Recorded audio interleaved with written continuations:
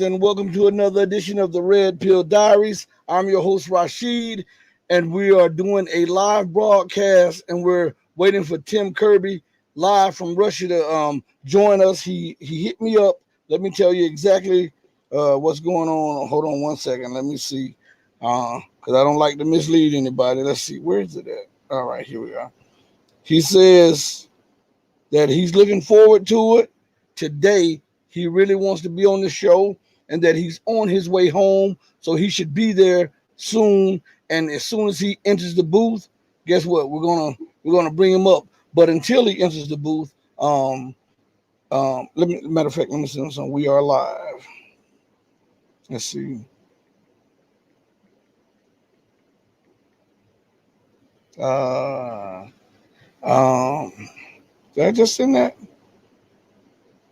Okay. Anyway, we are live. So we're waiting for him. And remember that there is a lag time and there's a major time differential between where we are and where he is. So we got to give him time to connect, give him time to come on the show. And until he does that, you know what we do? We chop it up. We look at the news, we break it down so that the average person can understand what these lunatics, psychos, and sycophants are saying to each other over our heads. Excuse me. Let me go to the chat real quick. I see some comments in the chat real quick. I got to give a shout out to No Way Out, to Joel Bradford, to Holly Horn. Okay. And so I want to give a shout out to you guys.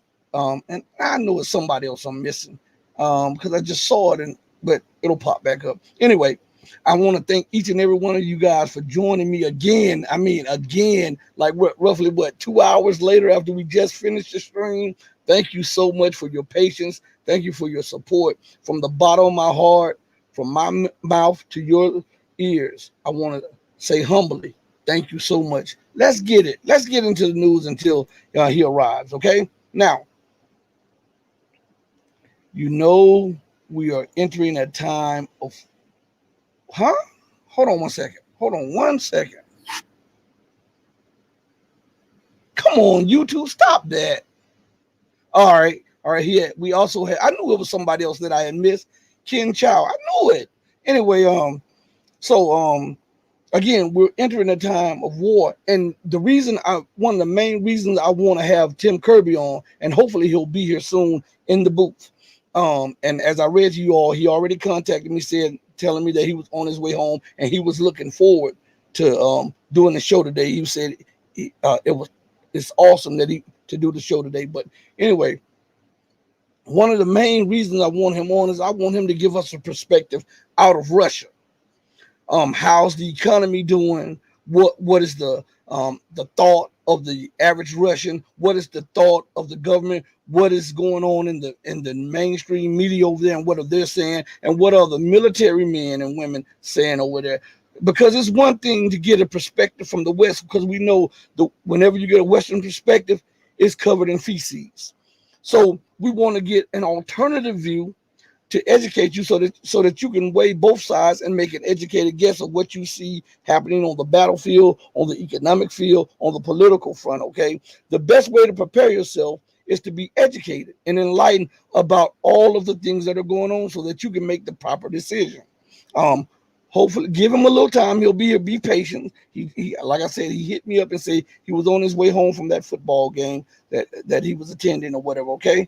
So we're back. Maddie is back in the building also. So yeah. So everybody in the chat, thank you all for joining us. Let me go to some also I want to say shout out to whoever may be joining live from Rumble. Shout out to whoever may be joining live from Locals. Shout out to the people who may be watching live on Twitter, and shout out to anyone who may be looking on Twitch, I believe. So I really appreciate that. All right. Thank you so much. If there's any subject that you want to address, please put it in the comment section. And when Tim comes on, put your questions or comments or statements in the chat, and some of them I'll try to get to him. Remember what I said to you. There's an 8 hours difference, and he had something prior to this, so we have to be patient. He'll try to get on. He said he was looking forward to it. But if God forbid, something happens that he's not able to make it, we will make this up to you, okay? I give you my word. We will make this up to you. So in the news, I see, man, there's so many things coming through the chat real quick. Oh yeah, Medi got it right. Smash the like button. Hit the subscribe button. I'm the only person, check this out with YouTube, and then we'll go into the news. I'm the only person that'll have 3,000, let me just give you a number, 3,694 subscribers. And when I wake up the next morning, I have 3,200 subscribers, but all of my shows have been watched.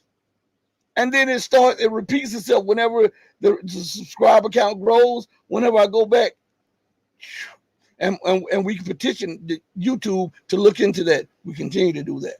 They're stunning the growth, but it's okay. Now we're going to go over to the news a little bit and address the news until it gets here. Now I want you to understand something here.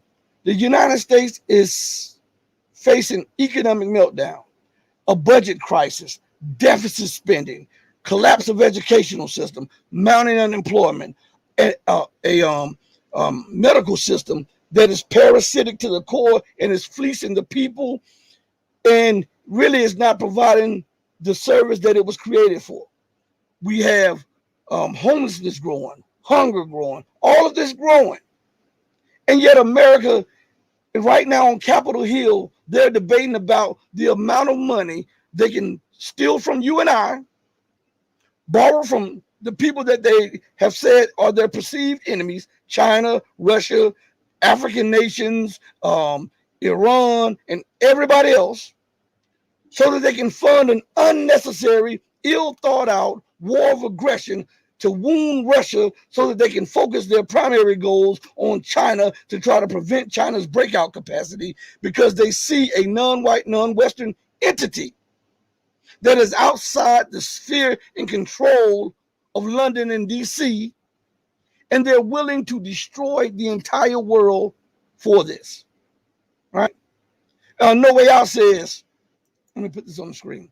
No Way Out says 1/4 of the U.S. military budget could solve homelessness in the U.S. forever. And less than that. Less than that. I mean, again, we have to go back to the government budget office statistics, okay? They did a study. I say this on almost every show. They did a study. They said after the study, they said it would take roughly $20 billion to eradicate homelessness completely across the United States, and roughly another 20 or more billion to eradicate poverty. Now, you see the Speaker of the House, McCarthy, and then you see Lindsey Graham yesterday and today talking about allocating at least $60 billion for war in Ukraine. If that is not the height of contentment, I want you to look at it like this, okay? Your family member, you have brothers and sisters and your mother is facing eviction because the mortgage has lapsed, or if she's the rent is due and she's behind a couple of months. Your brother is facing some kind of financial predicament. Your sister is facing some type of financial predicament. Your children are facing some types of financial predicaments, right? And you have the wherewithal within your grasp, within your means, to financially help them, right?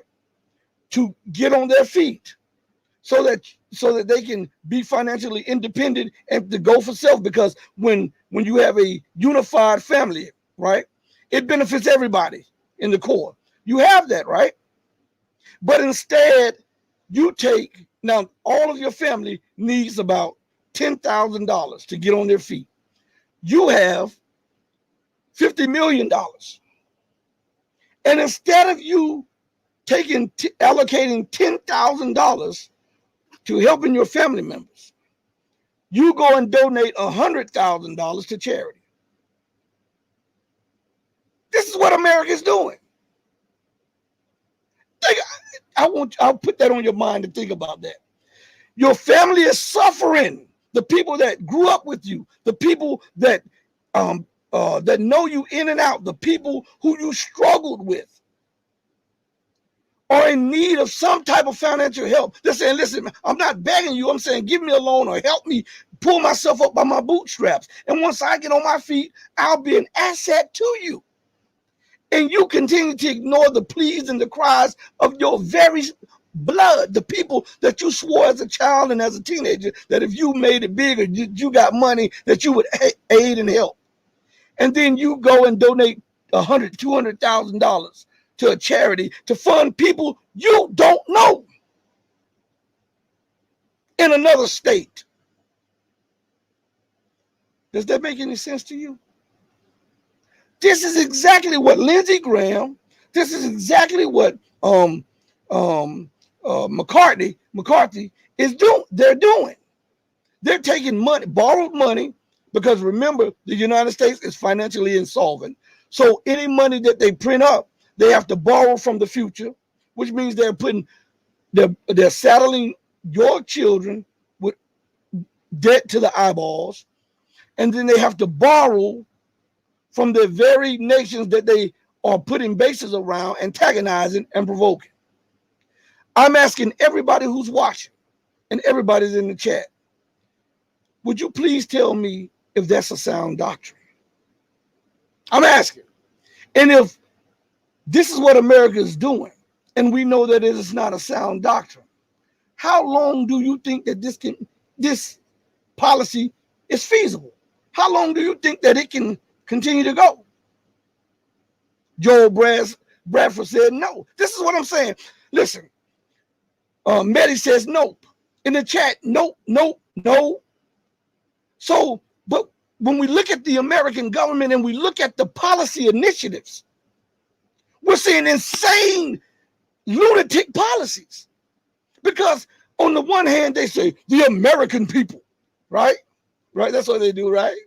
And on the other hand, they undermine the American people.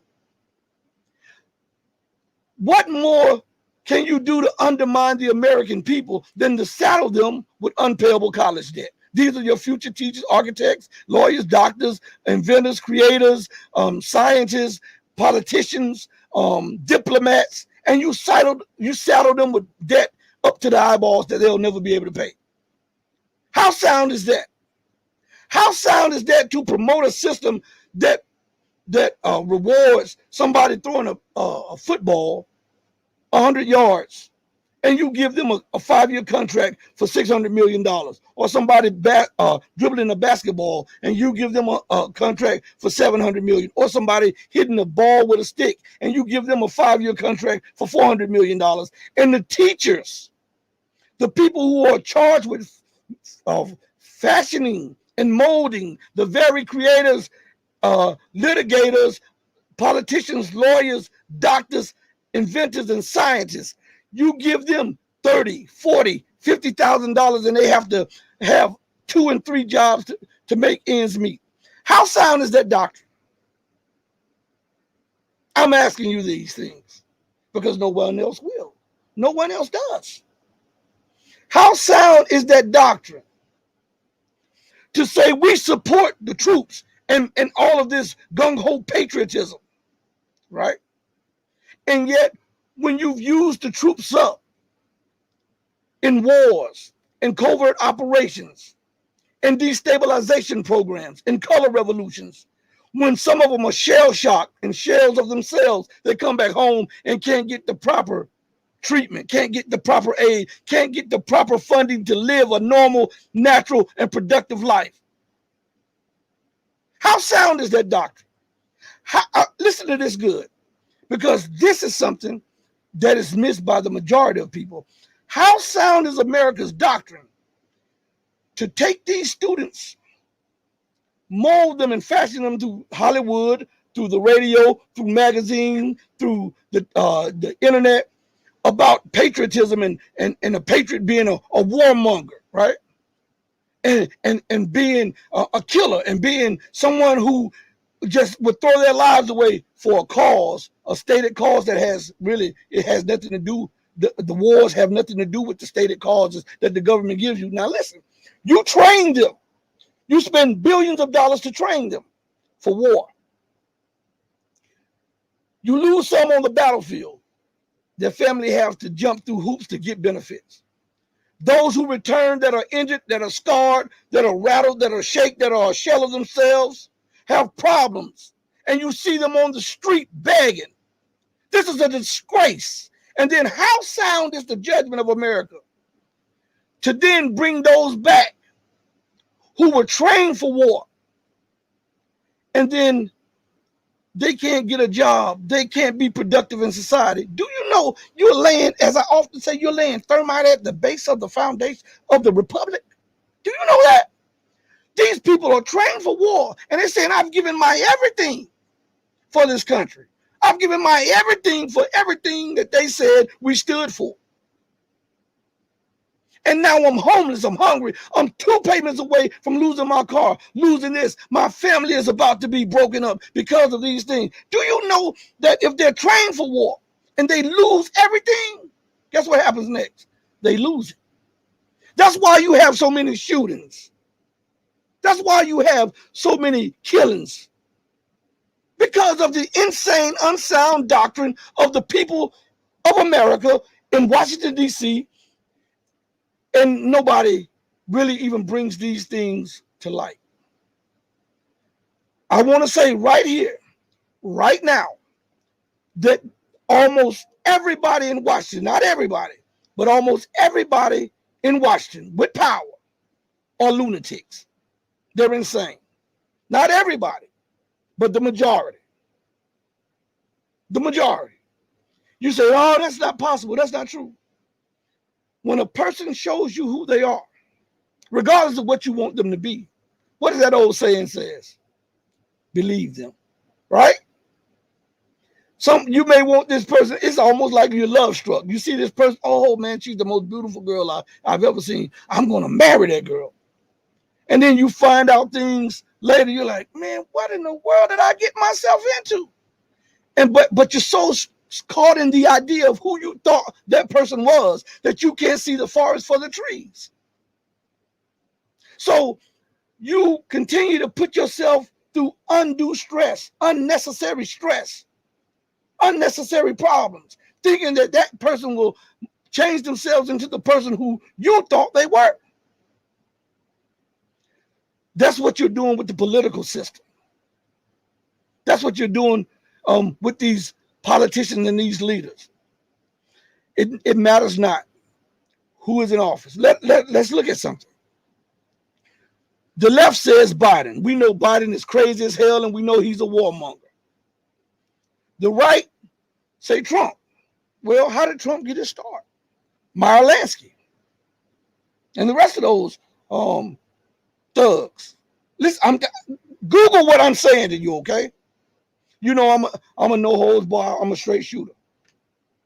Trump, it threatens the system because Trump is not a politician. Trump is a businessman. But remember that businessmen are corrupt, most of them. I'm saying that, listen, if you believe in whoever you believe in, that's cool. I'm apolitical. I will not involve myself in this corrupt political system. And to show you that it is inherently corrupt, as I've said many times before, I don't care who has these good ideals on the campaign trail. Name me one that actually lives up to the majority of what they spew on the campaign trail. One. Name me one. Biden included, Obama included, Trump included. I heard someone say Biden is crazy and he's leading us to war. Well, I want you to understand something. What was happening under Trump's administration? Did he start war with Russia? Do he know how to bring the situation to a close? No, he didn't start war with Russia. Yes, he knows how to bring the situation to a close, but yes, he kept funding Ukraine. And the U.S. kept training Ukrainians. What about Obama? Huh? when Obama bombed Syria under lies and pretext. You know what Trump did? He said, yeah, we'll get out of Syria. We'll get out of Syria. Most people don't talk about this because this is the inconvenient truth. But he told the Syrian government, we'll pull the troops out, but you got to give us a portion of all the revenues that come from the sale of the oil and gas. That's what he told them. Why do you think the United States continues to occupy that portion, that energy-rich, fertile part of Syria? It's because Assad would not capitulate. You know that? And some say, well, Obama, he was a Manchurian candidate. He was the devil in disguise. And I agree with you 100%. I think he was one of the worst people to ever come to power because he used his blackness to ensnare and trick black people in America to believe that he was for change. Man, I don't let nobody off the hook here. Nobody. Everybody can get it. Like what was the boxer that used to say, Adrian Broner says, I'm the can man. Anybody can get it. And I tell the truth. So, what's that? Yeah, Trump shot rockets. Right, no way out. Trump shot rockets at Syria.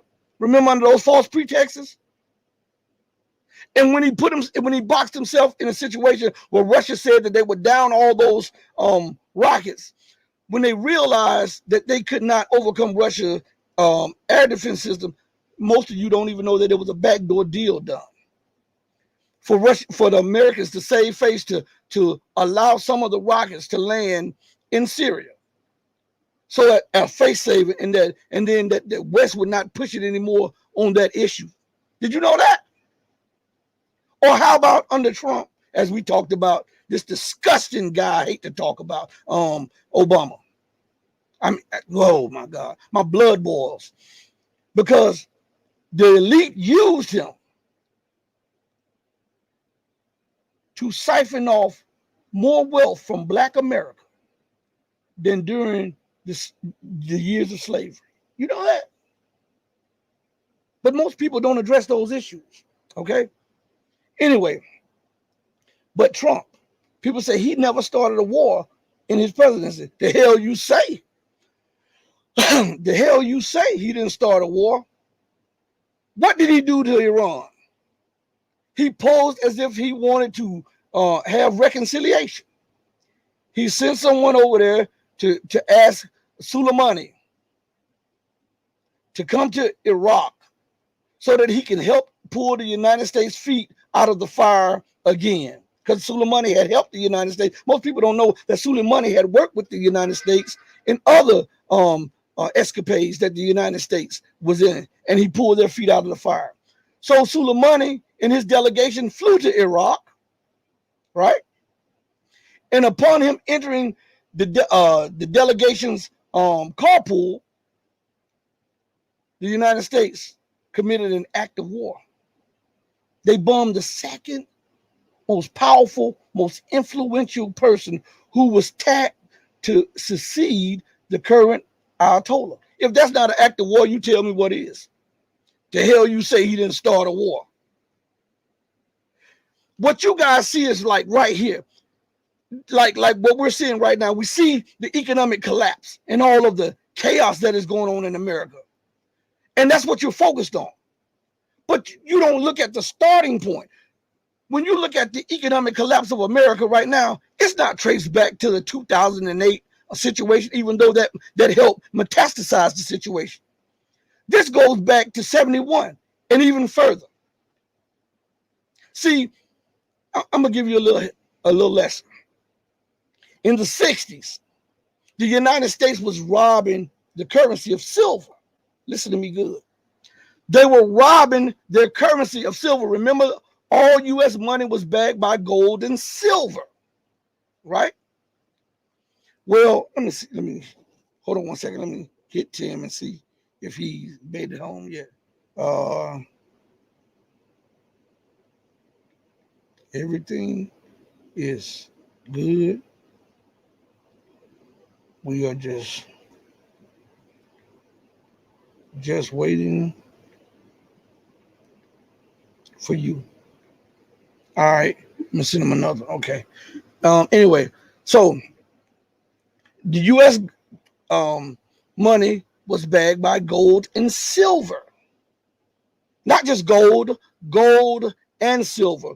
For every $5 note up, you were able to redeem it with gold and anything, any denomination underneath that. Because remember, they used to have $2 bills and all of this stuff. Anything underneath that, from the $2 bill to the $1 bill to the silver dollar to the half dollar, you were able to redeem that in silver. Well, in the 60s, the United States was robbing the currency of silver.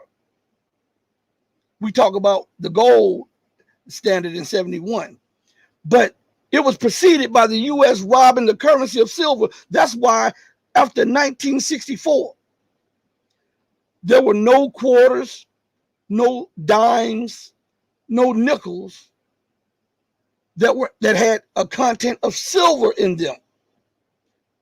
And then from 69 on, after 69, the half dollars and the dollars had no silver content in them.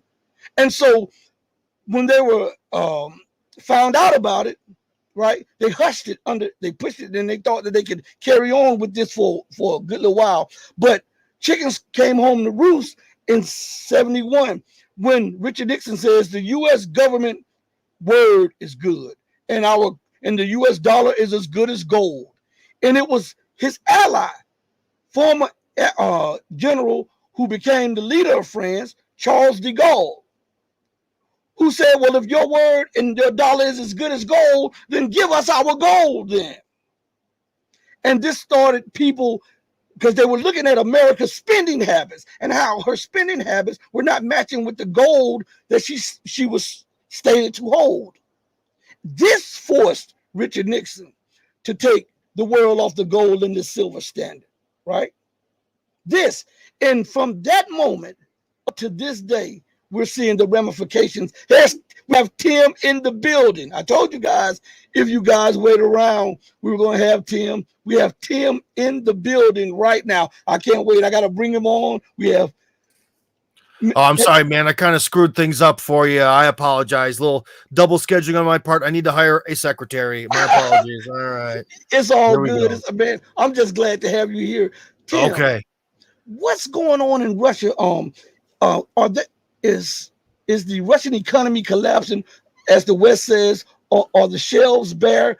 Tell me what's going on in Russia itself. Well, that's easy. About the shelves being bare, no. I'm sure you can find some really good videos. I believe it's called, his channel is Wild in Siberia. He's a good example. I believe Dan is his first name. I'm terrible. I should know his first name by now. I've talked to him like 30 times. But anyways, great guy, great YouTube channel. And he shows what life is like in this sort of tiny little town that's by the big Lake Baikal in Siberia in the middle of nowhere. No problems with food, no problems with stuff on the shelves there. So when you've got someone who lives outside of Moscow, there's never been a problem with things.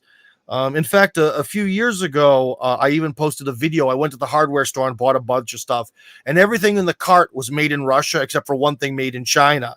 And everyone was really sort of like, wow. And that shows the difference, because when I came to Russia, nothing in the hardware store was made in Russia, practically. Wow. That all changed during the process of these last 15 years or so. Well, what made you go to Russia in the first place? Well, this is going to be the first time I've ever talked to this issue about with someone who might be from the community. I'll put it this way. Let me explain. I couldn't find a place in America because I might look really, really like your typical, especially by my accent, typical white American guy. But I'm from the hood, man, and I could not make it in white America.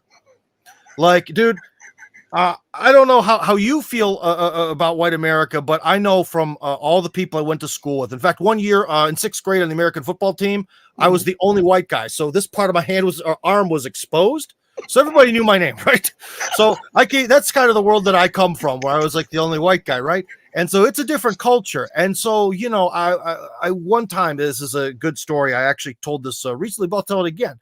Like I would took one of these girls I was dating out to some kind of like prom or dance or something.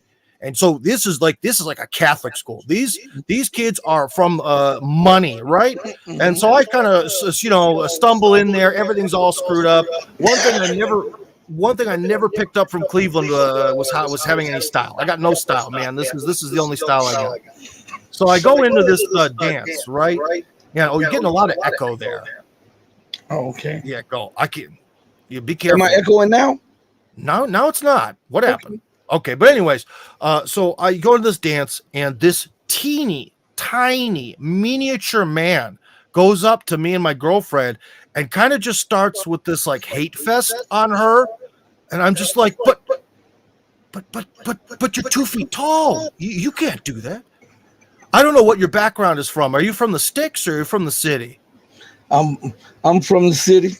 You're from the city? Well, you know, if a guy who's 2 feet tall comes up to your girlfriend and starts hating on her, bang. Yeah. And so, but actually it was the opposite. It was so foreign and so alien to me that I was just stunned. I was blown away.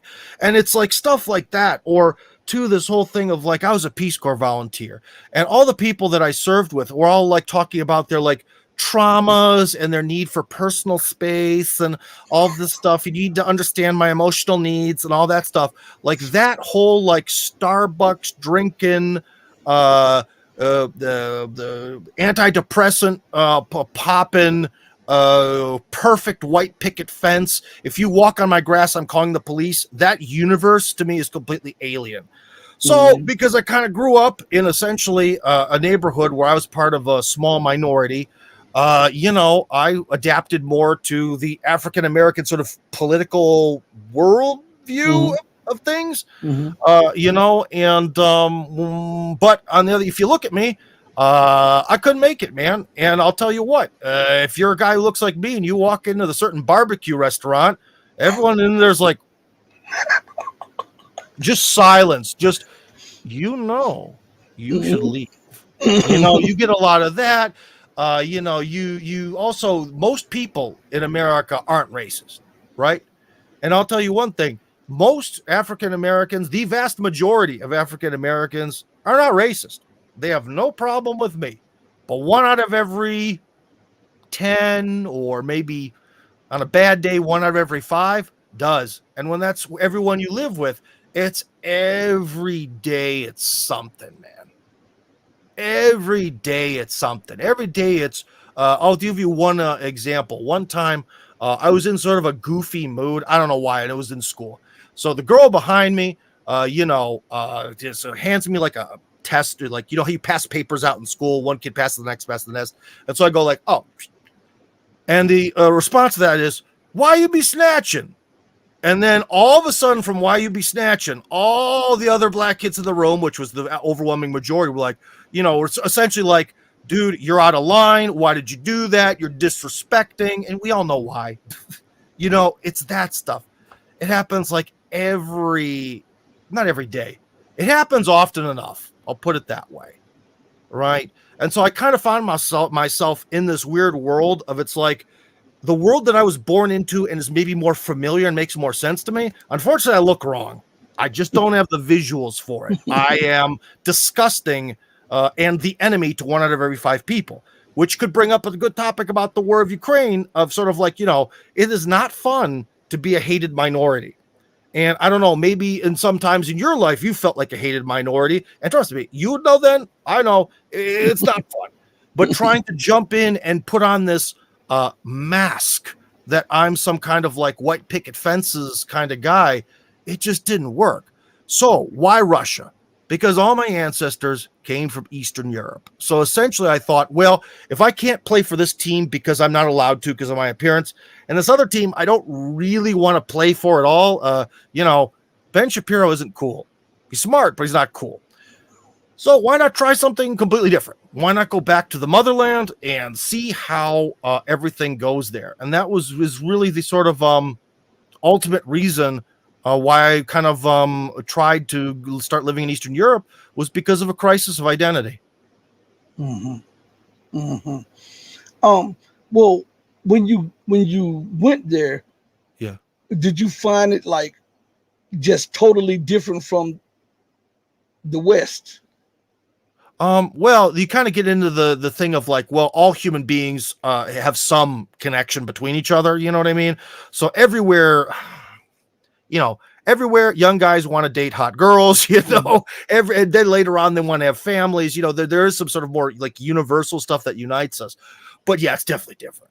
And also, I wasn't at the bottom of society, because remember, like, I'll tell you one thing.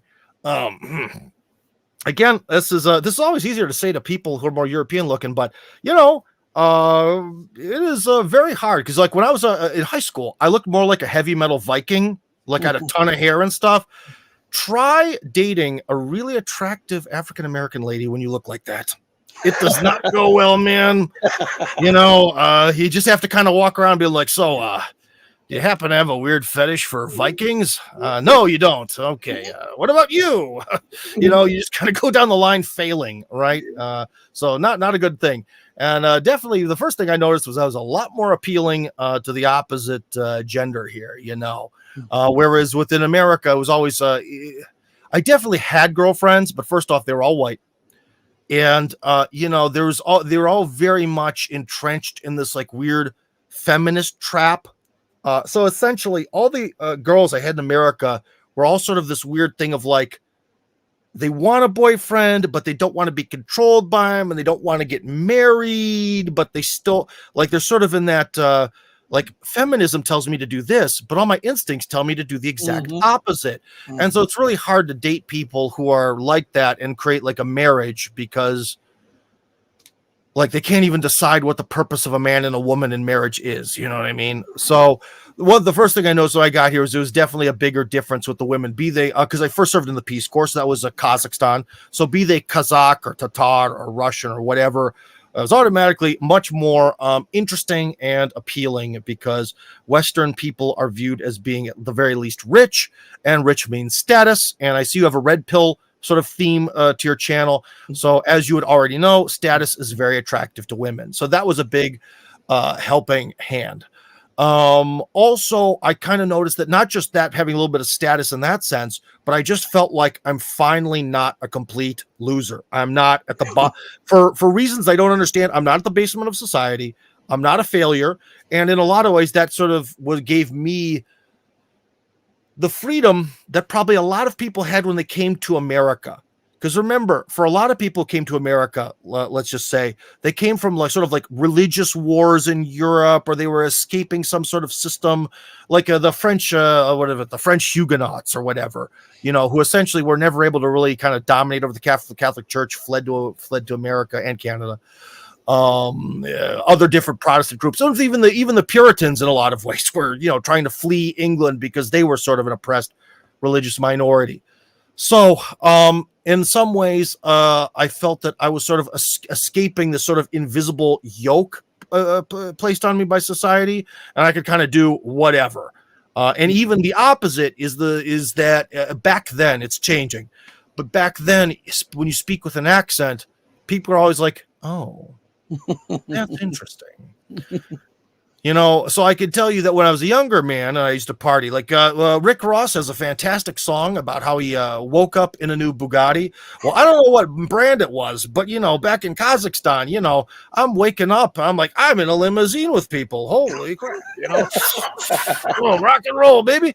When I was a different man when I was younger. Yeah. But like that was not part of my life in America. My life in America was like barely scraping by to have enough money to buy that cheeseburger with enough calories to make it to the next time I get paid, or like fun is drive into Cleveland, drink Natty Light as a natural light, the cheapest beer they make in America, get blitzed, wake up on some guy's couch, drive back the next day. That's basically what my reality was.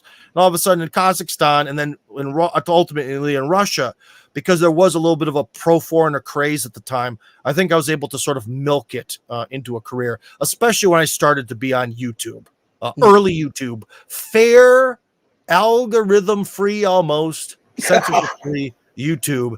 And I was able to get hundreds and hundreds of thousands and sometimes millions of views in Russia just for doing a program kind of like yours in Russian as a foreigner. And it just sort of blew people's minds. And I also knew Russians have certain buttons to push to get them to react, and I kind of understand what those buttons are.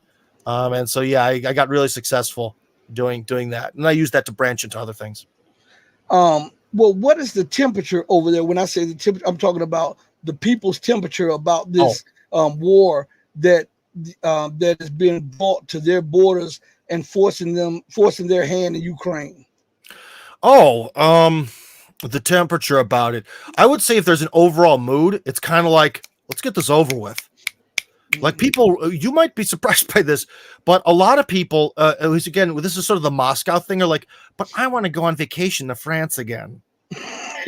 You know, they don't get it. They don't understand. They really honestly don't quite, maybe it's starting to sink in, but a lot of times they just don't understand how much they're hated. But anyways, yeah, the mood is kind of just like, let's get this over with. But one thing I can tell you that's very different is the Ukrainian side has from the very beginning, probably because they're so helped by the State Department, really focuses on like this PR stuff about the visuals, the optics, as some of my friends like to say. And so like, you know, they were able to actually hit some of the buildings in what's called Moscow City, which is like a suburb of Moscow where all the skyscrapers are. And they did hit a few buildings there. And that made big news and this, that, and the other, and it was supposed to scare. No one cared. Like no one. So it's a very different thing where Russians sort of understand that a war is going on. Some of our guys are going to die. Like they get that. Whereas in the American media sort of portrays things like, we're going to send the Challenger tank in. This is good tank. It is NATO tank. It cannot be destroyed because it's NATO tank. The Russians know that some of their tanks are going to get blown up. It's a war. Like that's one of those really big things where there's a very different mentality. So yeah, people here are not scared in the slightest of anything. That's number one. All sort of attempts to terrorize Russians don't work. Another good example was, this was a long time ago in terms of the war, where in the, I believe the Belgorod region, where Belgorod is, which is by the border, they had like the supposed uprising of like actual Russian partisan forces that rose up to like fight the Russian military, supposedly to give the appearance that maybe Putin was going to be overthrown. This isn't the Prigozhin thing, that's different. And those guys wore the insignia of what are called the Vlasovцы. Who's Vlasov? Vlasov was the commander of the Russian forces under Hitler. Okay, so he was the guy who sided with Hitler. Basically, he was like, okay, Hitler, you're going to basically, Hitler's going to use him to attack the Soviet Union, but then he would probably get to become dictator of what would ever be after the Soviet Union were to fall or something like that. So anyways, these guys were wearing their full, you know, Vlasov, you know, insignia and gear and all this stuff. They got crushed within 2 days. Wow. There were not that many of them.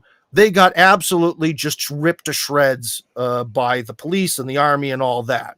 So that's like another example where when that happens, when you have this sort of PR thing of like, look, there's a revolution happening in Russia, and the revolution gets stamped out, killed to the last man within 48 hours, it turns out to be an opposite PR victory. You know what I mean? And also the Vlasovцы are generally, as like a historical thing, are generally considered to be more like a traitorous negative element in Russian history, not so much like a cool, they were against the system kind of element. I can't really think of in American history what would be one. Well, generally, I'll put it this way. When I went to school, they did not have a lot of nice things to say about the South or the generals of the South. So maybe you could say it's kind of, they'd be like the Klan. Yeah, it would be like a Klan uprising is like the Vlasovцы, where of course, some people agree with them, but very few, thankfully. Well, what is the mind state of the people over the mercenary group, the Wagner group, and Prigozhin, and the things that took place, and do they believe that America assassinated Prigozhin? It is very unclear right now. When you watch like a TV show about it during those times, it's sort of unclear. It is the weirdest thing that's happened. The whole Prigozhin uprising is the weirdest thing that I've ever seen in Russia, because in general, despite what the media says, the Russian media tends to not engage in any sort of like false flaggery or like this bad thing happened, so we must change these laws. Like they don't really do that. That's not really the way things are. But with this thing, it was just weird. It's like there's an uprising, but how could he possibly think it would make sense? Also, they knew exactly where he was going. The highway that he was going up is the highway that I live next to, which was going to be lots of fun if an artillery shell missed.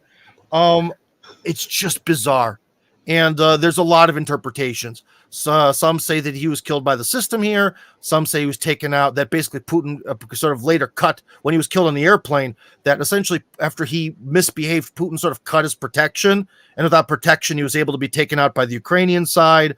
Some think it was the American side. Some people think he's still alive because of, what was the reason? Oh, no. It was something about like the actual list of who was on the plane versus what bodies were found, that maybe he just sort of, whatever objective he had when he did that uprising, which looked kind of fake to me, this real or fake uprising, maybe they just needed him to disappear and vanish into the ether. Who knows? So I would say it's really, the public isn't super concerned about it, but I would say it's, at this point, we'd label it more of a mystery. Whereas other things like in Russia, when Putin revealed, well, he said in the form of a revelation that the CIA killed Kennedy. So like stuff like that in Russia is now a lot more solid, because that was one thing as that I think maybe the Russians thought would have more of an effect on American society as kind of like a spite for sanctions, but no one cared. So in Russia, it's official that Kennedy was killed by the CIA. So yeah. And I had thoughts that maybe they needed him to disappear and that he was not killed, because the whole uprising didn't make sense to me, and he was going up that highway, and how was he going to refuel and all of this stuff? The refueling question, because the whole refueling question is nuts, and people even raised the point of like, these he went like 700 kilometers, and these are armored personnel carriers that are in the summer. It's hot in those things, man. So like it just didn't seem really super plausible. Also, despite the fact that everyone, maybe I missed it, but everyone repeats some sort of information that they launched some sort of rockets that took out like 1 or 2 helicopters, that some people did die in this. However, I've never seen a video of it. I've seen a video of someone supposedly launching a rocket, but the people in the video have this certain way about them. And let me explain. I've seen the way that Russian bodyguards look and like the Secret Service agents look. They all sort of have a certain manner about them that's unnatural. A sort of normie. I'll put it this way. It's kind of like if I was today to try to dress up like a rap star. Like I'm a father of 2 kids and I'm not cool, and I'd be like, okay, and I'd look like a clown. It would look unnatural, right? And when those sort of Secret Service-ish bodyguard guys, they try to like look like normal people, they always look weird and off. And so there is one video where one guy is like shooting a rocket, and the people around him are all that kind of like weird bodyguard guy. They're all guys who are 20 to 40, super in shape, dressed extremely cleanly, but in normal like civilian clothing. I don't know. I don't buy it because of that. It's just, if you lived here, you'd kind of see that there is like a bodyguard type of person, and they're all the same in their mannerisms and all that. And also the rocket doesn't hit anything in the video. It's just sort of like launched. It's like, well, someone launched a rocket, so it had to have hit something, right? I don't know. Yeah. Weird. Very, very, very weird. Yeah. One of our channel members has a question for you. Let me put it on the screen. There you go. Yeah. Do you feel that Russian people have a different view of the military than Americans? Being invaded from the West several times in history, the population paid with blood, so Russia could win. A bit. One thing that I think as Americans in the past, we sort of had this attitude of a different attitude towards the military. You also seem to have some gray in your beard. So I think you can remember a time when the Soviet Union had a lot of military parades. That's bad. That's showing aggression. They're putting all these like rockets and stuff on Red Square and these things. That's bad. In America, you didn't see the military. Really, during the Cold War, you didn't see a lot of the military. And now, the last time I was in America, which unfortunately, due to my bad behavior in the media, might be the last time I ever get to see the United States, which is kind of sad, but something I expected would happen eventually. I believe it was like some sort of beer ad, and they have like 3 soldiers advertising beer, and one of them is obviously gay. like super gay, like this bud's for you, honey. Like, you're like, whoa, not only has like society become like super militarized, you must support the troops, but it goes into this clownish mandatory homosexuality. So one thing, even in America, our view as Americans of good countries that are respectable, you might maybe have a gun in your waist, but you don't show it off. And that's kind of how America was about the military. So our attitudes towards this stuff have really changed. In Russia, being like, we have powerful army, we have big parade, everyone love it. That's very default, right? They don't see that sort of dynamic where showing off missiles means you're an aggressive person. That kind of here doesn't really exist. If you want to talk about sort of like the average level with the military and how people interact with it, I don't know. They definitely have had no problems filling volunteer quotas in Russia, unlike the U.S. military, which always has trouble with recruitment. But then again, there's a crisis here. Obviously, if there was a crisis in America, maybe recruitment would go differently. That's kind of a hard question. The Soviet Union, since they had a mandatory draft for everyone for 2 years, I would say that almost serving in the military was also a little bit more of like a rite of passage that everyone had to do. Now you're still supposed to, but there's a lot of ways to get out of it now, and it's only for 1 year. So I think the prestige of it is maybe a little lower. I don't know, but I do know that the salaries are real good. You want to talk about two places in Russia where there's a nice parking lot, i.e. people have nice cars. Any government, like the state government or the federal government, big government buildings, army bases. Go outside of an army base, cars, new cars, because their expenses are low, their salaries are very high by Russian standards, and they get all sorts of perks and bonuses and all that. So I'm not. If you want to talk about the population paying with blood and all that stuff, World War II is real. Like that's one big thing. Oh, that's one thing. Yeah, I tell Western foreigners here is if you don't agree with Russia's interpretation of World War II, just don't talk about it. Just keep it to yourself, because boy, that is one thing people get in a fist fight over now. If you say something about the Red Army didn't do enough or could have did this or especially the classic, well, Stalin and Hitler were the same. Oh my gosh.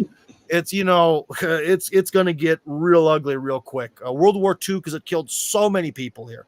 It affected everyone.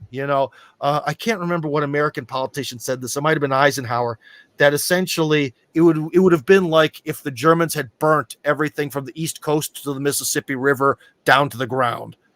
And so people are really, really, I would say maybe then in America, it might be something like, me as a white guy, should I really talk to you? Hey, why don't you? I don't know if your ancestors, they might have came from like the Dominican Republic or Africa, but let's just presume. I'll presume your ancestors were unfortunately enslaved at some point. Now, I go up to you as a white guy saying, "Hey, pal, why don't you just get over it? Let's leave that in the past. It was so long ago. It doesn't have anything to do with you now, even though, of course, history has an effect on all of us. But I'll put it this way: the way that African Americans are definitely unhappy about the legacy of slavery, Russians are still really angry and really bitter about being absolutely massacred in World War II. No one is happy about that, and no one forgets. In fact, the thing that's on every monument is in Russian. It's no one will forget, nothing will be forgotten. Is sort of like one of the most popular mottos about World War II. So, are the people in Russia pushing Vladimir Putin to intensify the war because listen, the United States and NATO, they continue to push and push past the red lines, and they continue to ignore Russia's warnings and signals. And are the people in Russia on the ground wishing that Russia would be more assertive and just go all the way? Well, the blogosphere is, like the kind of like people who write about this stuff, be they political analysts or armchair quarterbacks or whatever. Yeah, there's been a lot of that where there's been kind of a push of like, what are we waiting for? Let's just, get this over with. Let's end this here. But if you want to talk about more like the quiet, the silent majority type of people are just kind of like living their everyday lives, because, ultimately, except for the guys who were, sort of because drafted isn't really, I don't think, the right term, because they're not taking people who haven't served before, but the people are sort of raised up to go off to the front. Obviously, their lives changed a lot, and their wives and children back home as well. But you know, for a lot of people, life hasn't changed really at all.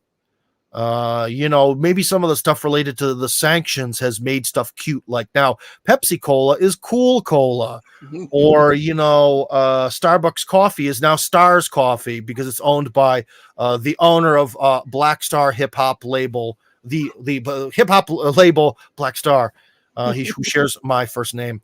So like there's a lot of little changes, but ultimately in the grand scheme of things, the Russian economy is actually doing very well in the sense of like the consumption rate of the average Russian is now back to like pre-COVID levels. Russia's has actually increased its ranking into being like the number 5 economy in the world or whatever.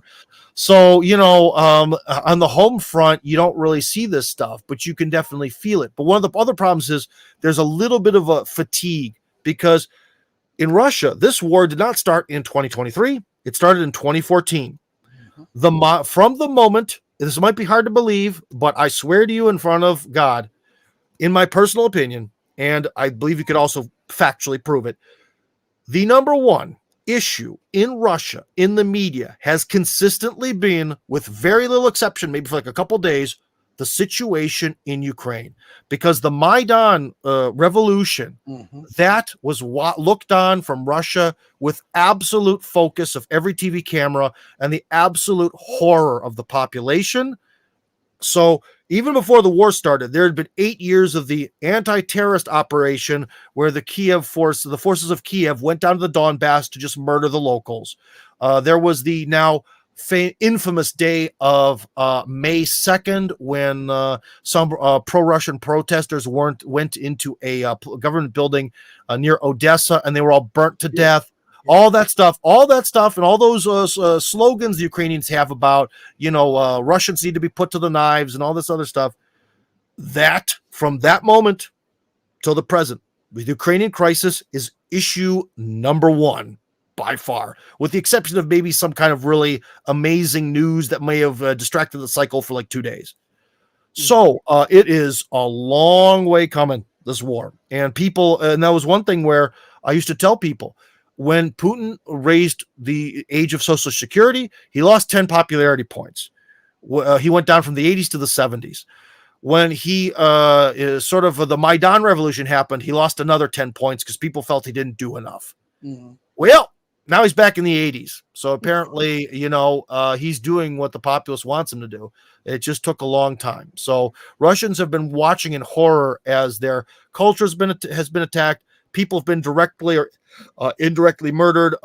Daria Dugina, for example, who was assassinated, unfortunately was actually a good friend of mine. She's someone I see more often than most people. I should say, one person I saw, unfortunately, more often than a lot of people that I consider my friends. So even my friend has been assassinated. And of course, everyone I work with and everyone I know is on Ukraine's wonderful kill list.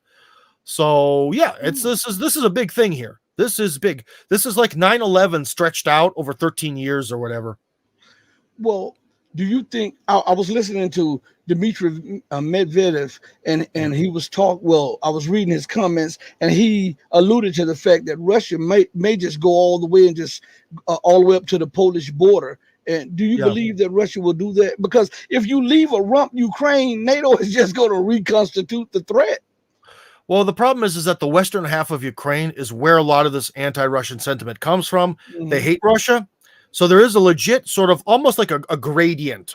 If we go, I'm going to do this probably backwards in my mind. So please forgive me if east is west and west is east. But you have the one side of Ukraine, which I guess would be this side on your camera. We have the one side of Ukraine that's super Russian. Everyone speaks Russian, consider themselves Russian. The borders of Ukraine are false. It starts to gradiate where you start to get a few people who see themselves as more Ukrainian. You get to kind of like the middle of the country where it's really up for debate. It's who considers themselves what. That's the real kind of hard portion. Then you go towards the part more where Poland is, And pretty much everyone there sees themselves, at the very least, is whether they see themselves as Ukrainian or maybe some of the other smaller ethnicities, not Russian, not wanting anything to do with Russia. So Russia really cannot take the whole of what we call Ukraine today, simply because it would turn into like the British trying to control Ireland, right after like World War I or whatever, because I think Ireland broke away in like 1920, where you have this like really distant territory. Everyone there hates you. It just becomes this real like a thorn in their side. I don't think they're going to do that. What I've always predicted from the beginning of the war is the ideal situation for Russia would be to take everything east of the Dnieper River and then push through to Odessa, because Odessa is a very Russian city. Actually, it is the most Russian Jewish city, to be honest. Whether your viewers need that extra context or not, Odessa is always was considered the most Jewish part of the former Soviet Union. But it needs to be taken. Why? Because it is very loyal to Russia, number one, and always has been. And number two, it borders the little area called Transnistria in English. Mm-hmm. Pridnistrovia in Russian, and that is the part of Moldova that still kind of considers itself like a breakaway Soviet republic. Mm-hmm. Why is that important? Because although the Moldovans are very different from Ukrainians, very different, I think the Russians definitely do not want to have this weird strip of land where there's more people loyal to Russia who can be tortured or murdered by NATO forces at the drop of a hat. And I think it's a very important sort of strategic objective to have some sort of border connection, be it big, be it small, with that region of Transnistria to help them. Because, I mean, look what happened to the people who didn't really see themselves as Georgian in Georgia. Saakashvili sends his tanks in there to, ethnically cleanse them. So, again, Moldova has a very pathetic military. The Moldovans, although like Romania sided, and because their language is based, it depends who you ask. Some people say it's the same as Romanian. Some say it's similar to Romanian. Long story short, the Romanians sided with Hitler during World War II. But a lot of the people in Moldova are not super in line with that. So they're not really proud of that fact. And so you don't really have this whole like closeted Nazism culture. Because in a lot of ways, Ukraine is the perfect storm. Because everything that happened in Ukraine, thanks to our friends at the U.S. State Department and our wonderful U.S. tax dollars, they've done the same programs in every former Soviet republic. Every former Soviet republic, they invested money to sort of put a tax on the Russian language to get people to, for some reason, stop using Russian, while at the same time making sure every kid learns English at school. So the linguistic stuff is in all the former Soviet republics. All the Baltic states, which sided with Hitler, all have this sort of like, their tiki torch parades, and they're allowed, even though they're in the EU, they're allowed to have all the Nazi marches they want, because if you're a Nazi and you're against Russia, that's acceptable in the EU for now. So like all this stuff, all these forms of Western manipulation of the former Soviet space happened in every former Soviet republic. It's just that Ukraine was the absolute perfect storm of corrupt, pro-Nazi, pretty good at fighting, to be honest, aggressive enough, all that stuff. Whereas when you get to people who are in like Moldova, or whereas I was in Kazakhstan, there are plenty of people who are now racist towards Russians in Kazakhstan, but it's kind of like a passive racism. It's not a let's lynch them racism. It's just kind of like, these people are bad. I'm going to make jokes on them about them online.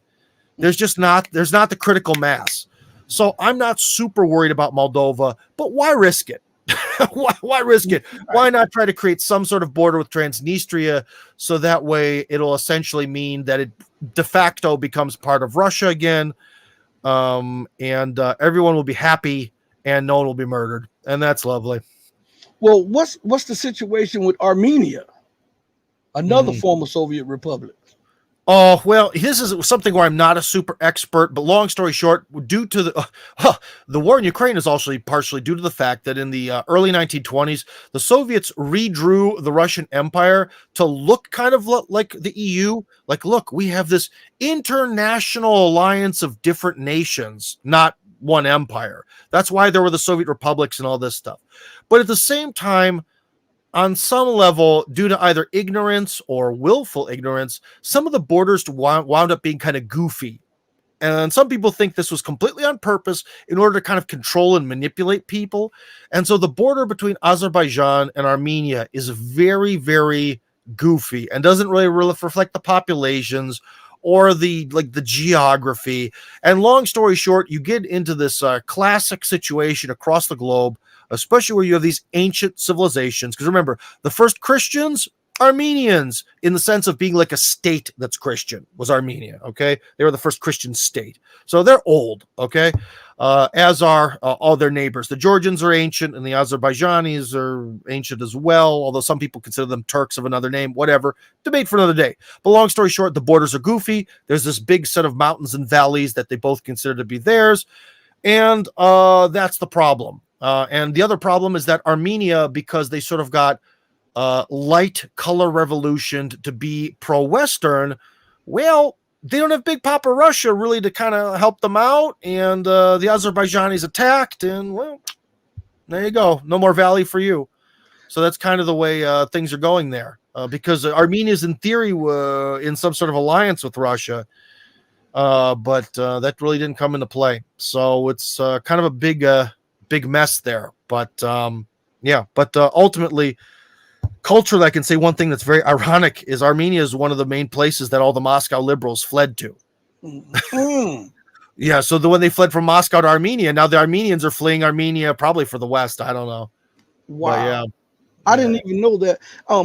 And I won't hold you much longer, but no, we can go. I got time. I've Okay. got time. I've got at least another 30 minutes. Okay, well, what about, isn't that a failure of Russian intelligence to allow for these color revolutions in its sphere of influence in the former Soviet republics, and also to allow, because I know they have pull, and I know they have levers of power if they intervene to stop this, because these things are national security threats, because everybody knows that America wants to balkanize Russia and siphon off the resources. Yeah. Well, it is every color revolution that succeeded absolutely was a massive failure for Russia.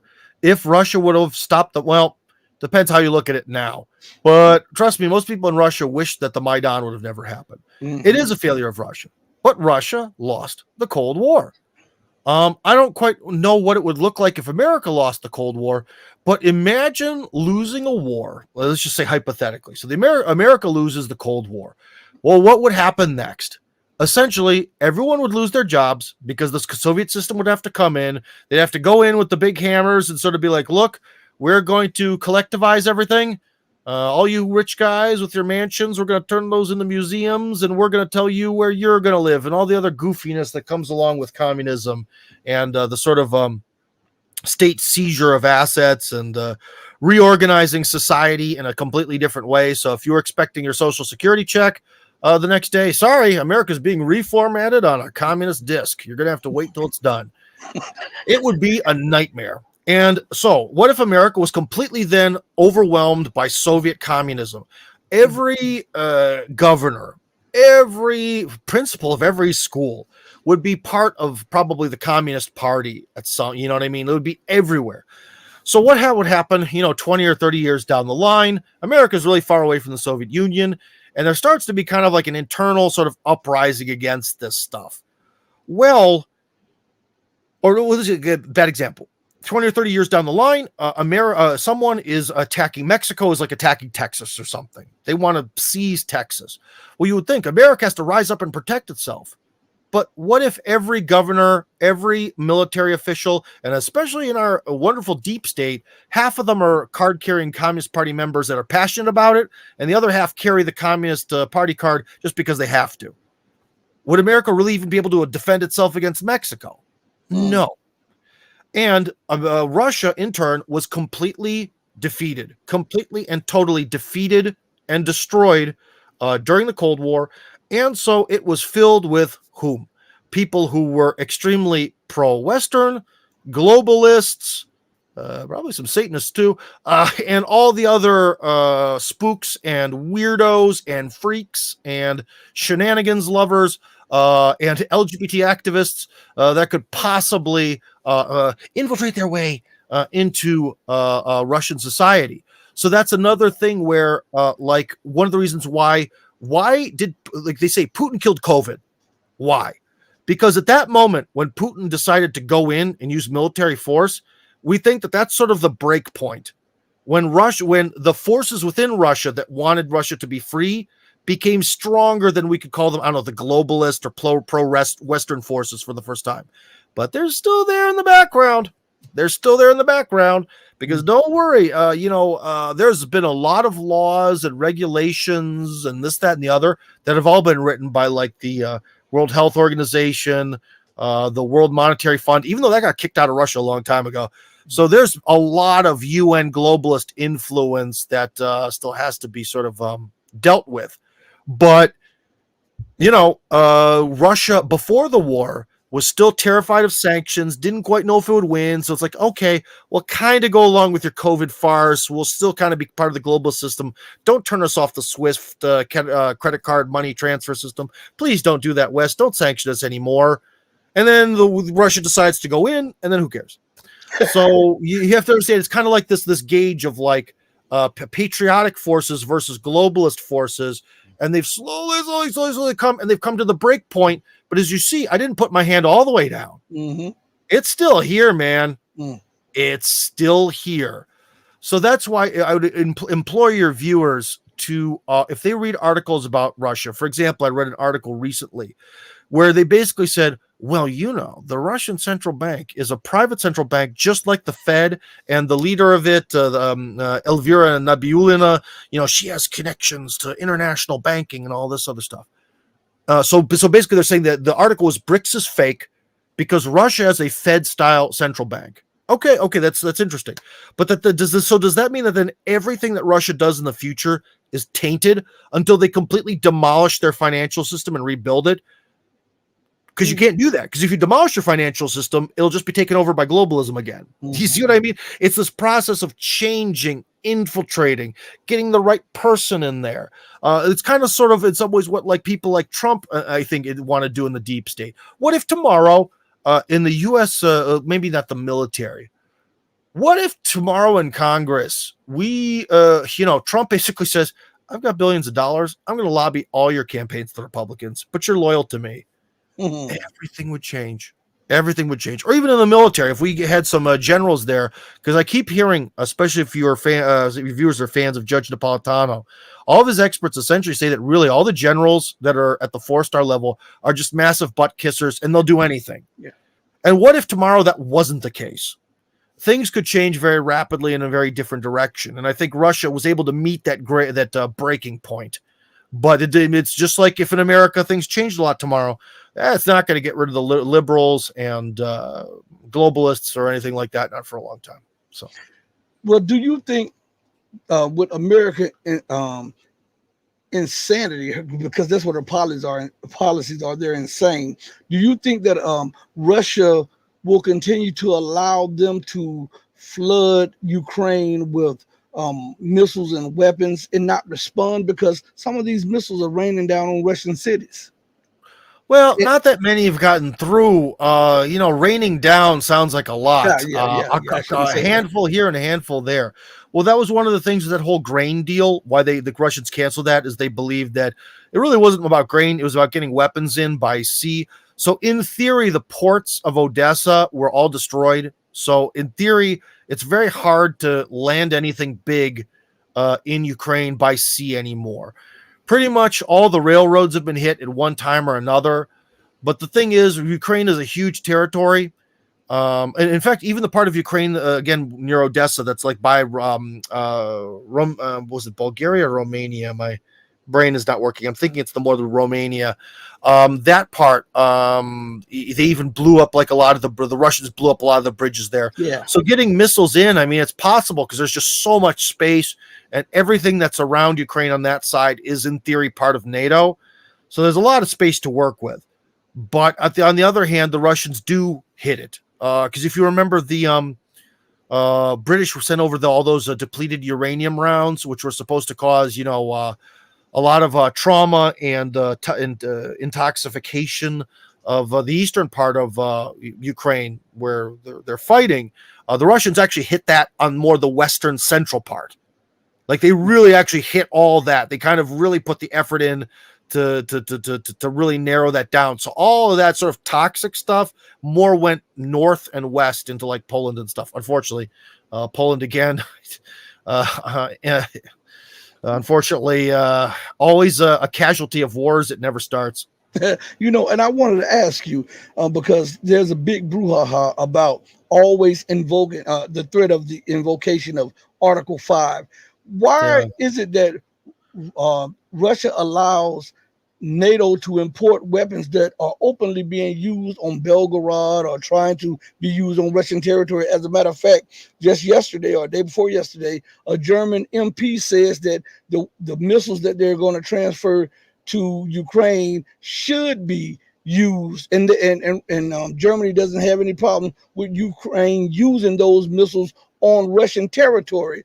Why No. is it that is being done openly? Why won't Russia respond by an errant missile striking somewhere in NATO territory? Because they know that well, actually they don't. I know, but they're afraid that that could trigger World War III. That the sacrifice of however many civilians die is worth it to avoid World War III. That's one of the big major theories from a lot of people who are political analysts of a better sort than myself. They believe that one of the reasons that Russia's acting the way that's acting is that they believe that if everything kind of goes incrementally and they just sort of drain the Ukrainians slowly, it won't create this sort of spark moment that'll trigger World War III. It's too slow. It's too lukewarm. It's too something. Whereas if they went in really, really hard and did something really radical, that would have to then trigger a radical response. I don't think that that's really a good strategy. I don't think that that's quite the way the West works, but Russians don't get the West. They don't. They really, really, really do not. And in the same way that, not quite the same way, American politicians, through pure, unbridled arrogance and hubris, don't want to know anything about the enemies that they fight. They're sort of like these British generals who sit up there like, let these savages, they know nothing. So we've lost 3,000 men. We'll send in the new rifles. They shoot a bit farther. It'll be fine. Like that's the Western mentality. The Russian mentality is more of a it's almost like the way that when women ask questions about men, they'll be like, why do men do this? And you can tell them honestly, generally we do a lot of stuff because of sex. We want to have sex with you, honey. And they're like, ew, that's gross, that can't be true. No. That's how Russians and especially big like politicians, people in the military, that's the reaction to real information about the way the West sort of works and functions ideologically. They're just like, no, that couldn't be. No, they can't hate us that much. They've canceled our culture. They've now made it so that way you can essentially in the European Union take any Russian's property. If you're a government official, just take it. Just take their phone because they're Russian. All this other stuff about, knocking down all the memorials across Ukraine and across the world. All this stuff, right? They don't get it. They don't understand that they're hated. They don't understand the weird. Putin even revealed that Russia thought that it tried to apply to NATO. Mm-hmm. They thought, well, now that we're not communist anymore, they'll like us. Yeah, right. And that's the why Russians get mad at me, because I tell them on Russian media in Russian, they're naive. And they're it's just like with women. Men are not motivated by sex. Man, he shouldn't love me because of the way I look. Okay, yeah, sure. Keep telling yourself that. Keep telling yourself that. Russia. Keep telling yourself that you're a future part of European civilization. Go ahead. Yeah. And it seems like for the onlooker, we're like, why isn't Russia making these responses to these provocations over here? And why is Russia allowing these people to constantly do this in the open? I mean, the United States, Britain, and NATO continually and openly brag about the supply of weapons, and then they go and tell China and other nations, how dare you? We believe that you're supplying Russia with weapons and this and this. I mean, the insanity of this. Why does Russia allow them to lecture them? This I cannot. I cannot get that. Well, ultimately, one of the main problems in Russia, which I speak about in both English and Russian, is the Russian inferiority complex.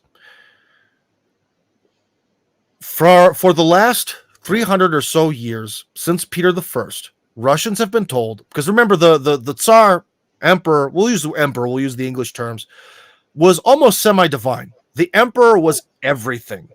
And Peter the Great comes back from Europe and says, we're inferior and need to change. And from that moment, the wealthy elites in Russia read books in French. Why is Pushkin such a big deal in Russia? Because he was sort of the first real Russian author to say, I'm not going to write anything in French. I'm only going to write in Russian. Okay? That's really what his main achievement was. Of course, people really like what he had to say, but you know. And then you get to the Communist Revolution. The Communist Revolution is essentially a Western revolution because Marxism is a reaction to an interpretation of history that is completely based on the experiences of the West and only the West.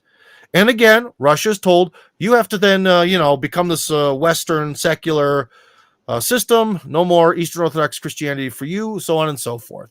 Then the 90s, well, actually, then we have Khrushchev, who goes to America, comes back to the Soviet Union, and basically says, yeah, they're doing it better. We need to do corn and do things like they do in America. In order to defeat the capitalists, we have to do like they do in America. Everything there is so much better.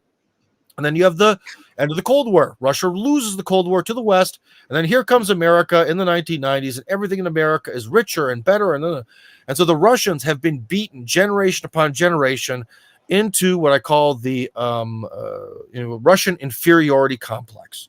One of the good things is, and one of the interesting things is, Russia has no problems with the Chinese, Arabs, Indians, because they look at them as equals. When it comes to the West, very much in the yes massa kind of role. That's the only way you can say it. Until recently.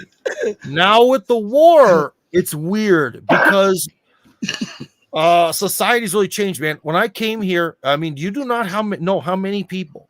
I wrote a whole book. Hold on, where is it? Hold on. Hold on, it's coming. It's only in Russian. Okay, but I don't know. It says Tim Kirby, Why Russia? Okay, is the title of the book.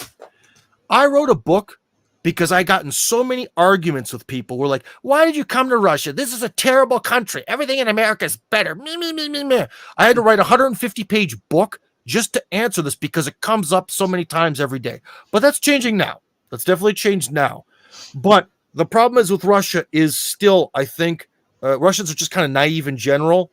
And that historical inertia, there's been so many generation upon generation of this cultural inferiority that I think only seeing Russians being butchered with the support of the West, only seeing the canceling of Russian culture and all this stuff, all the horrors of these last 10 years is only starting to break Russians out of this sort of sense of inferiority. Also how Russians see, because trust me, everything that happens in the West, people know about, and the sort of like weird zombie-like people walking around California, the whole like LGBT thing. So people here are just like, what is what? Because they're so used to, but the West, they're the enlightened ones. They're the people we want to try to be. And then now we're sort of like in Russia, the masses are like, we're supposed to be like them, but they're kind of gay. They're too fruity for us now. So this is in some ways, I think, a very confusing moment because Russia's going to have to sort of try to look inwards onto itself to find its own path because it just can't try to copy the West. And as I've said in my book and in many places, when Russia tries to copy the West, it's a terrible copy. It has to sort of be its own thing, So what do you think Russia is headed, especially being one of the protagonist or one of the main instigators and drivers for the BRICS and the global South? Where do you think this is going, and what do you think the ramifications for America and the West will be?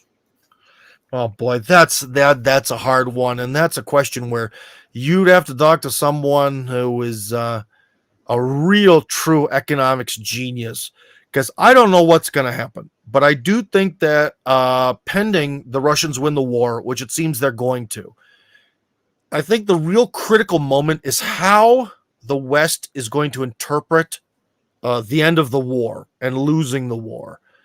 Because it could do everything from pretty much nothing and business goes on as usual. We left Afghanistan, we left Iraq, whatever. And the problems between the West and Russia continue and all this stuff. Or it could really be this sort of moment where it's like, and there goes NATO, and there goes any hopes of restoring the global hegemony that the West has. Because we're already seeing that really the dollar as the world reserve currency, that's fading away quick. But I think it all depends on how the end of the war goes, and it's really hard to say. Let's just say best case scenario for the global South, because the problem is when you talk about best case scenario in America and worst case scenario, the problem is the status quo in America. Their best case is very different for the best case scenario for the average American, unfortunately. But if you talk about the global South, best case scenario is that the United States just decides it can't hold it anymore. It really just gives up on everything except the North America. Because remember, the Russians have a deal with the Guatemalans to build bases there. So America might wind up sort of being trapped in a big box that looks like Canada, USA, Mexico. And maybe even not with Mexico. The Mexicans are right PO'd. Maybe it'll just be Canada and the United States, sort of as still a very powerful, resource-filled, well-populated, big area of the world, but kind of boxed in. That would be probably for the global South a sort of major victory. And also the whole thing where the dollar not just being the currency of a powerful nation and not being the world reserve currency. That would be another win for that. I think that's ultimately like what BRICS is about. One other thing is that BRICS members, I do believe, have to mutually agree with each other to not use sanctions. So what could happen is if, let's just say, the United States loses its influence, which means the UN loses its influence, because guess who created the UN and guess where the UN's capital is? So we all know who really controls the UN ultimately. So the UN might lose influence. And what if the BRICS really then starts growing? It grows and grows and grows, and everyone doesn't put anyone over sanctions anymore. That's a huge blow to this whole like soft power, dollar dominance of the world and all this stuff, because you have to remember, people don't understand this, that, a lot of countries that have signed off in the past through the UN, the sanctions, they're stuck with it. Russia has never had a problem with North Korea one way or the other. And yet they're kind of have been forced to historically do sanctions because that's what happened in the UN or with Cuba. Again, Russia has zero complaints with Cuba. Absolutely zero.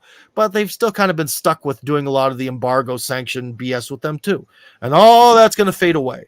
So we could see, again, for the global South, a weird new future where the world is a bit more fair. Where you don't have these International Monetary Fund, I lend your dictator $1 million, you pay me back $1 billion, like all that stuff. All that stuff's gone. All this like sanctions nonsense where it's like, I'm a weak country in Europe. Other people kind of voted, so now I have to sanction the Cubans. What did they do to me? But I have to do it because I'm a weak country. No. It's a lot of that stuff is going to sink into the past. And I think it'll be a much, maybe, the world will never be fair. Trust me. There are places like Nepal where they are just like stuck up there, in the mountains, and they've got no resources, and it's real cold. I've heard some stories about life in Nepal. They're not going to rise to be a global power. But that's okay. That's fine. But I do think that it'll definitely change the layout of things. Ultimately, also, if you want to go into a really sort of dark topic, well, you talk about the red pill, so we have to talk about something we have to address, which is going to be real bad. The European sort of population balance, especially in Western Europe. It is eventually going to get to the point where either the local population are the minority or it's like 50-50, which, especially during a period of potentially global economic crisis, I think that there's going to be a lot of mass murder. I'm not quite sure who's going to be murdering who, maybe everyone, But I unfortunately see this, especially with the Western European mentality, whereas with the Russian mentality is like, okay, different groups of people, we give you your space, we're all sort of integrated, everyone has to speak Russian and pay taxes, but you guys can have your own local laws, it's cool, bro. Like, that thing is not the way Western Europeans think. Western Europeans are Westphalian, as in, I have one country, my country has one ethnicity and one language, and that is, of course, really being put to the test right now. And as soon as the forces of globalism that have made Western Europe be sort of forced to accept its own sort of slow suicide, those vanish. Well, when those forces vanish, guess what the natural response is going to be? It is going to be horrific. So unfortunately, again, a lot of people who write about politics, they write about what they want. I don't want this. I do not want rivers of blood. Okay. I'm not interested in that.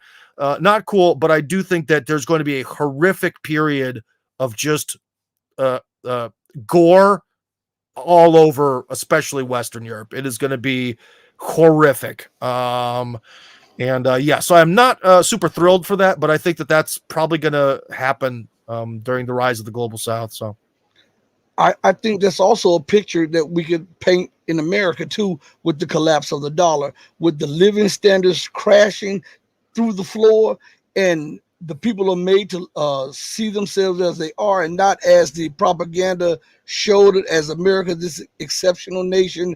And when you have to compete on an even playing field and you don't have that advantage of being able to print dollars and export inflation. I think I was talking to a couple of economists, and one of them was Gregory Mannarino.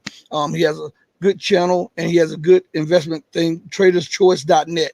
And he was telling me that when this thing goes down, it will be biblical in America and around the globe. He said that it will cause it will be more deadlier than a nuclear strike because of the debt bomb, and millions, he said, millions will lose their lives because of the lack of food, the quick changing of living standards, the lack of access to medicine, and all of this stuff. And the picture you painted for for Europe, is also a picture that can be painted for America.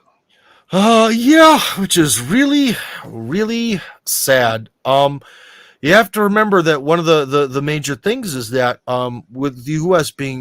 being so reliant on imports. I mean, imagine if those imports vanished. Well, let me put it this way: this is something more common knowledge that, since we're both Americans, we can both talk about. And this is something also Russians don't understand about America, is that unfortunately we kind of all hate each other, man. Like in Cleveland, you can, like I said, the majority of people don't, but there's that small vocal minority that is all you need in politics to create a lot of violence.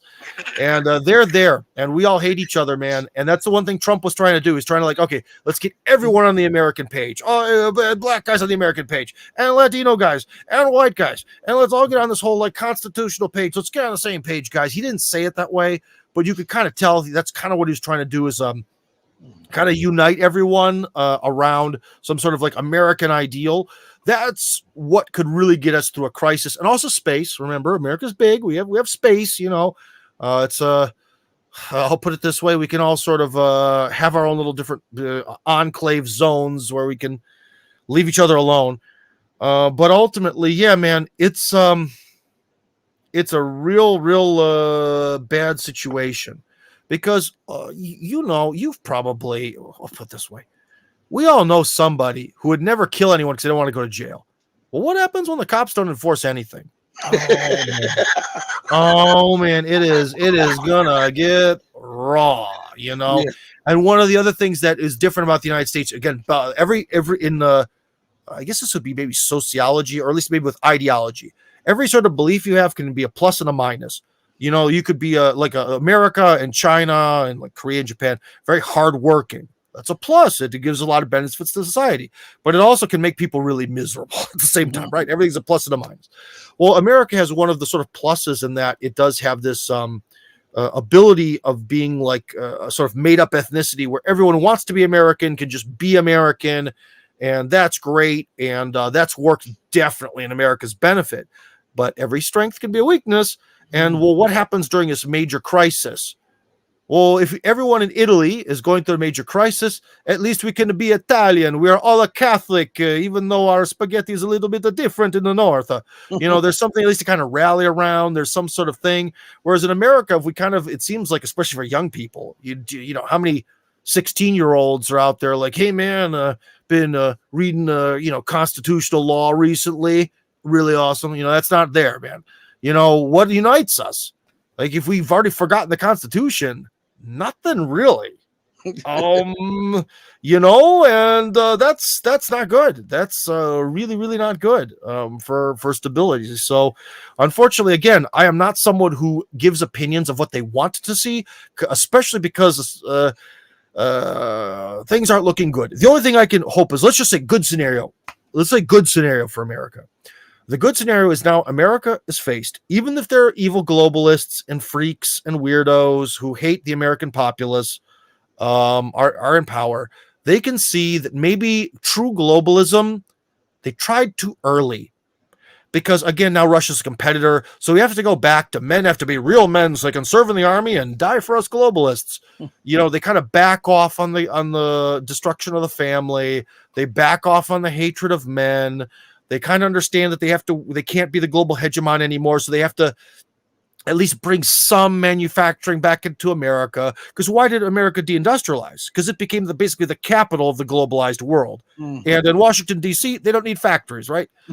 So they kind of have to step back from a lot of the stuff. And they sort of, even if their real overall beliefs don't change, they kind of have to play the game of dealing with America as being a country or one of the powers of the world. That would be best case scenario, because ultimately that would wind up being good. Because one thing that I do believe is that actually Russia provides a great benefit to America. Not in the sense of like Americans need to be like Russians. No, not that. I'm not saying Putin needs to sit in the White House. No, none of that stuff. But what I'm saying is that Russia, as this grand counterbalance to the insanity that's taken over the United States since the end of the Cold War, that's what Russia provides. It provides an option. It provides, and now, if you are like, you're a good old Christian guy, hardworking middle class person, salaries in Russia kind of suck, but boy, can you live according to your conscience way better here now. So Russia is now this competitor. America lacked competition after the Cold War. And Russia provides a competitor. Now, remember, I say competitor and not enemy. Those are different. Because, in the NFL, we've got Cleveland always competes with Pittsburgh. Unfortunately, we tend to lose. That's more like I'm hoping it'll become more like a bit more of a sports style competition where you want to beat the enemy, maybe not so much kill them. That'd be really best case scenario. But at the very least, Russia provides this necessary counterbalance and has sort of brought down the global hegemony. Because, again, this global hegemony has not been beneficial for the average American at all. The global hegemony has demanded that we spend our money on all these foreign wars. It is the reason why we had to deindustrialize, because we're living in the grand Elysium of the global empire, and there's no need to have silly things like manufacturing for poor, disgusting white-skinned West Virginians and their filthy coal mines. We need none of this. We are the globalists. That can be done by Mexicans or whatever, that's because that stuff. And now Russia is just wasn't that a few years ago when I think even General Milley approved, where they had American soldiers march in high heels in support of women? How insulting. You can't do that when you've got to have a military that actually has to fight. I'm telling you. You can't have a woke military if that military has to perform. If you live in a globalist system where war is essentially fake and everything is fake and America's just an illusion, it's not a real country, then you can be as woke as you want because nothing matters. If you have to compete, wokeness loses. Well, in a battle of masculine stuff. In a battle of feelings, maybe it wins sometimes. But well, do you think that America in this position and steadily in decline and the dollar is collapsing, do you think her realizing that she's no longer going to be the hegemon, and she refuses to acknowledge her place as being an equal among other equal nations, do you think that she's preparing to say, hell, if I can't rule, I'm taking everybody out? Because her policies look No. like it, her policies look like it, though. No, because our Washington bureaucrats and all that are able to lie themselves into anything. They can turn on that willful.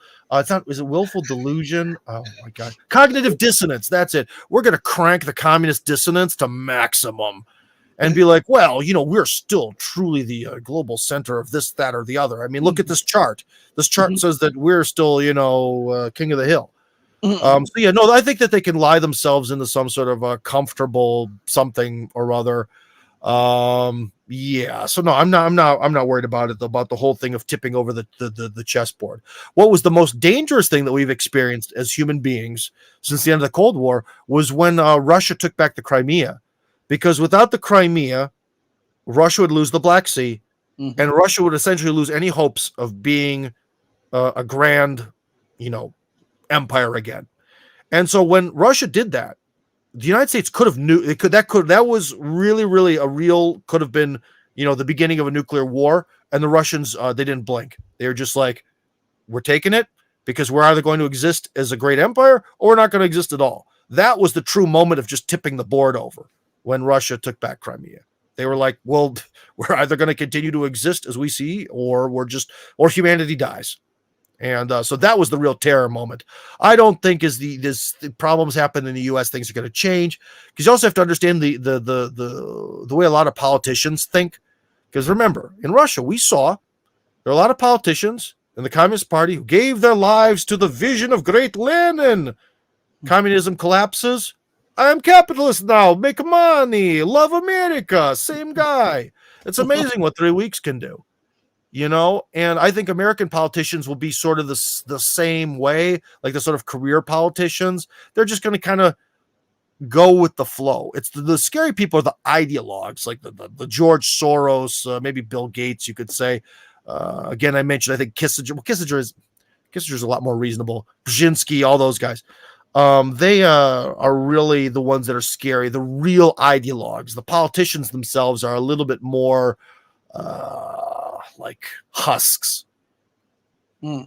So in closing, first of all, I'll put this up on the screen. I just want to say, sorry to interrupt you, when someone said white and black people used to work in the factories. I mentioned the West Virginia coal mines. No, trust me.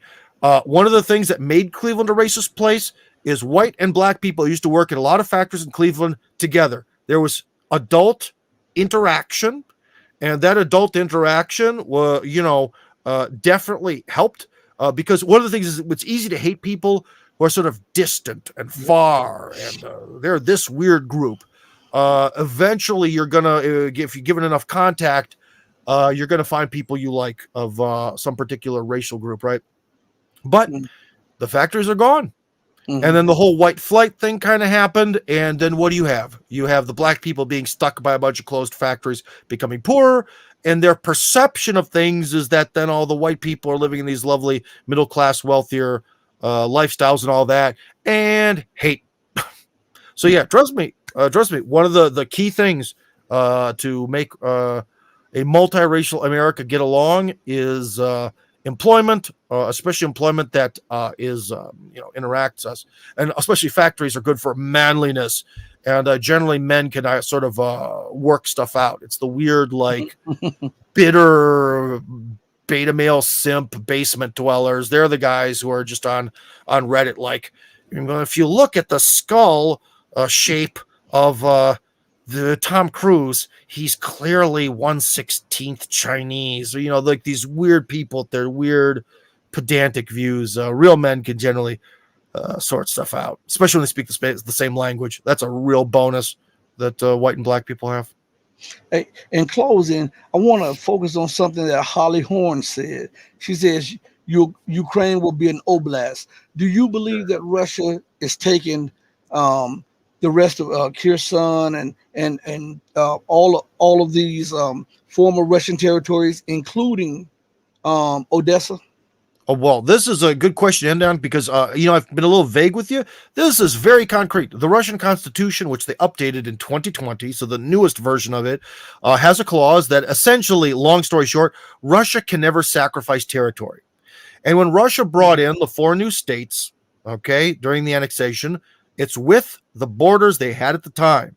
So essentially, Russia really can't, according to its constitution, completely give up on any of the territory that hasn't been taken yet.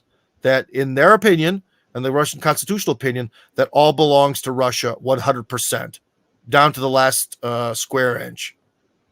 So they're going to have to, or they'd have to get into this weird, you know how with any country's constitution, you could get into some sort of like game. Let's just say some weird thing happens and things turn south for Russia.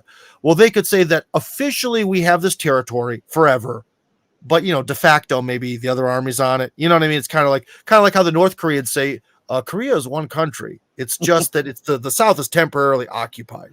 They could maybe pull one of those, but the way the Constitution is written, they can't just give up that land. They can't just say, well, the other part of the Kherson region, which is on the other side of the river, well, we're just going to give that up. Can't.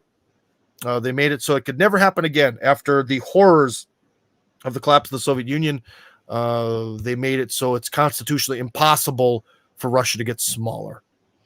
Tim, thank you, man. What a wonderful job you did. Thank you so much. I want you back on when we get a chance to, man. Hey, be blessed, be safe in Russia. Oh, thank you. Send me the recording later. Send me the recording, please. You got it. It will be there. All the best. All right. Everybody, I told you we're going to bring you the best. I told you live from Russia. It was 11 some at night there, and we did it again, the second show of the day. Hey, I want to thank each and every one of you for giving me your time. Remember what we always say, that time is the most valuable commodity and resource. It's non-renewable, and once it has been used up, you can never get it again. So when you give your time, you should make sure that you get an equal or greater value in return. And we hope that we have been giving you an equal and greater value in return for the time that you have spent with us. On that note, know that I love you, but know that my love pales for you in comparison to the divine supreme being. And I want you all to stay safe, to be blessed, treat others as if God is watching you all the time, because he is. And hey, mama, your baby boy loves you more than life. Deuces, everybody. We're out of here. Thank you so much.